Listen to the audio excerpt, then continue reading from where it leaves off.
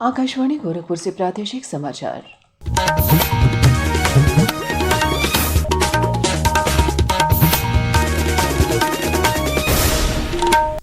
नमस्कार, समाचार बुलेटिन के साथ में शिवानी अरोरा। पहले मुख्य समाचार।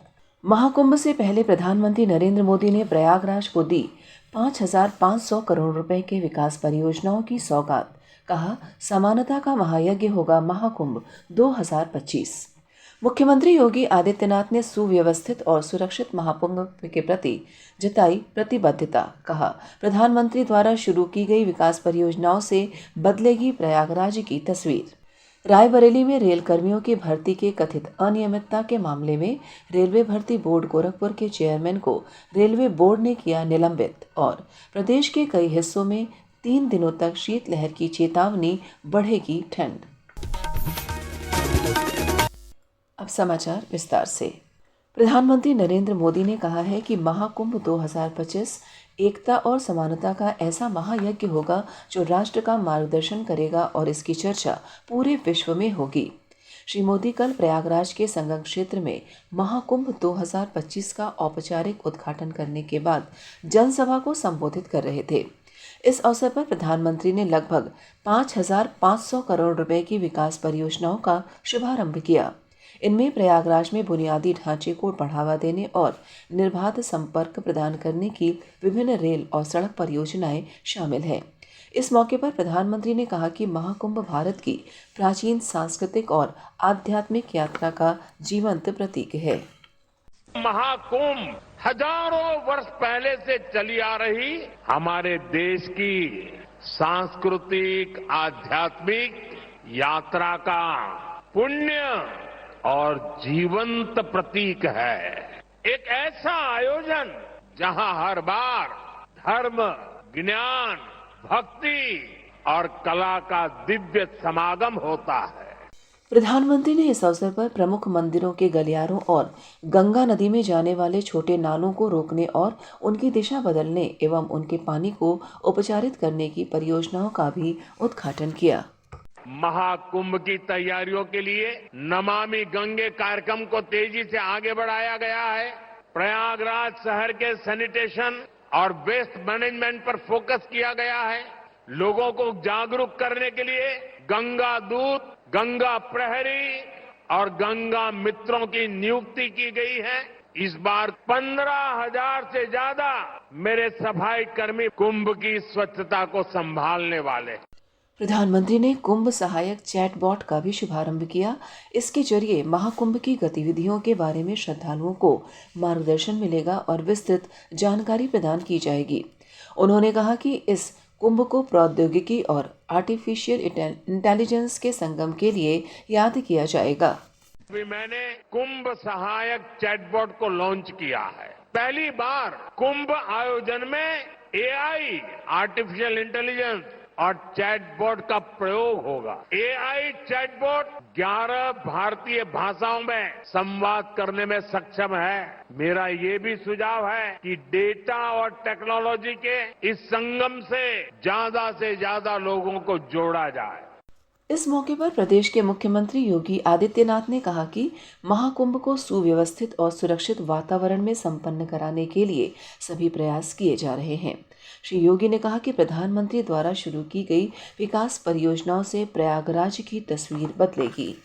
कुंभ भव्य भी हो, दिव्य भी हो, स्वच्छ भी हो, सुरक्षित भी हो, सुव्यवस्थित भी हो, यह परिकल्पना आदरणीय प्रधानमंत्री जी ने 2019 में दी। और इस बार प्रधानमंत्री जी इस महाकुंभ के शुभारंभ की दिशा से हजारों करोड़ रुपए की इन अस्थायी परियोजनाओं का शुभारंभ अपने कर कमलों से कर रहे हैं। मैं इस अवसर पर आदरणीय प्रधानमंत्री जी का उनके मार्गदर्शन के प्रति कृतज्ञता ज्ञापित करता हूँ। इससे पहले प्रधानमंत्री नरेंद्र मोदी कल दोपहर प्रयागराज पहुंचे और संगम तट, अक्षयवट तट, हनुमान मंदिर एवं सरस्वती कूप में पूजा अर्चना की। उन्होंने कुंभ की व्यवस्थाओं को देखने के लिए संगम क्षेत्र में क्रूज यात्रा की। इस कुंभ में श्रद्धालुओं के लिए भी क्रूज सेवाएं उपलब्ध रहेंगी।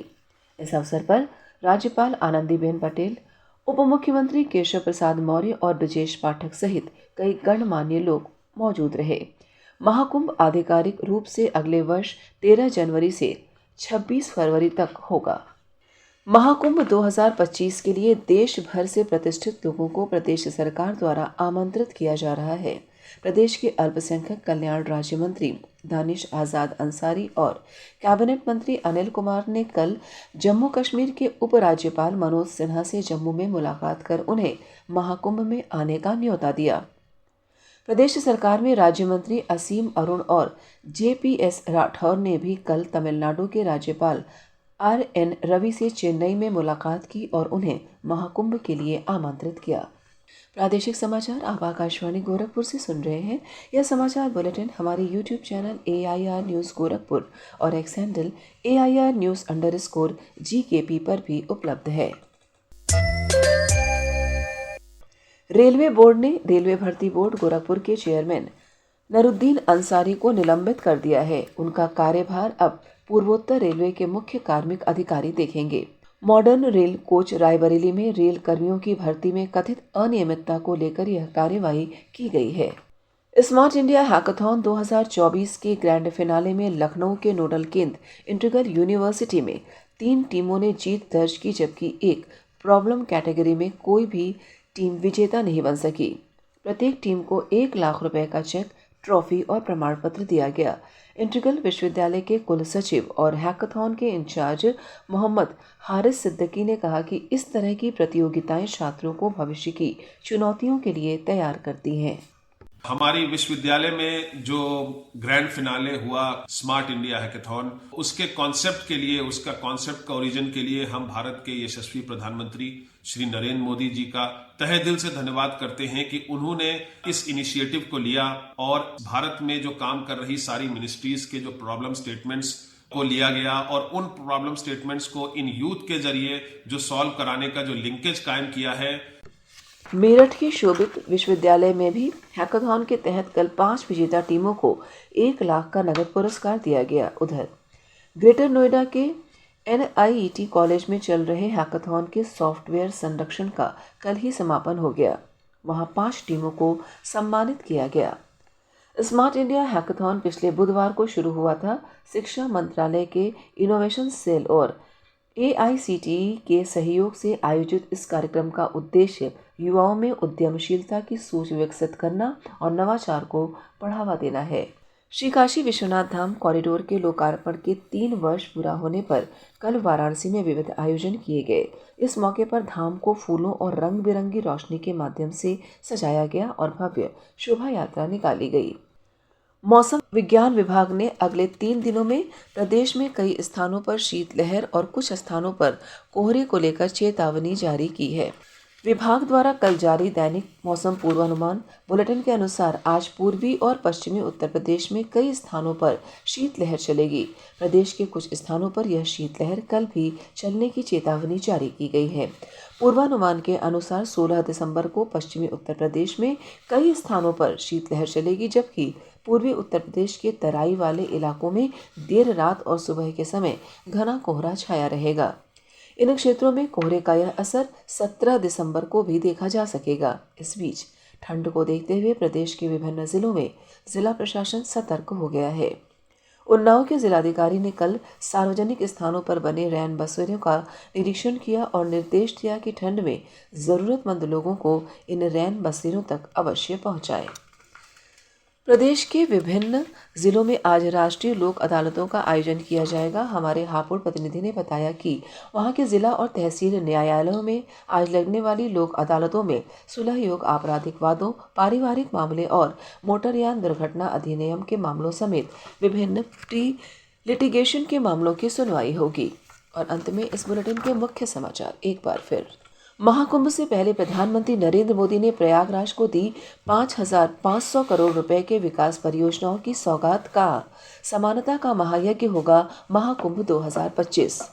मुख्यमंत्री योगी आदित्यनाथ ने सुव्यवस्थित और सुरक्षित महाकुंभ के प्रति जताई प्रतिबद्धता। कहा, प्रधानमंत्री द्वारा शुरू की गई विकास परियोजनाओं से बदलेगी प्रयागराज की तस्वीर। रायबरेली में रेल कर्मियों के भर्ती के कथित अनियमितता के मामले में रेलवे भर्ती बोर्ड गोरखपुर के चेयरमैन को रेलवे बोर्ड ने किया निलंबित और प्रदेश के कई हिस्सों में 3 दिनों तक शीतलहर की चेतावनी, बढ़ेगी ठंड। इसी के साथ प्रादेशिक समाचार समाप्त हुए। नमस्कार।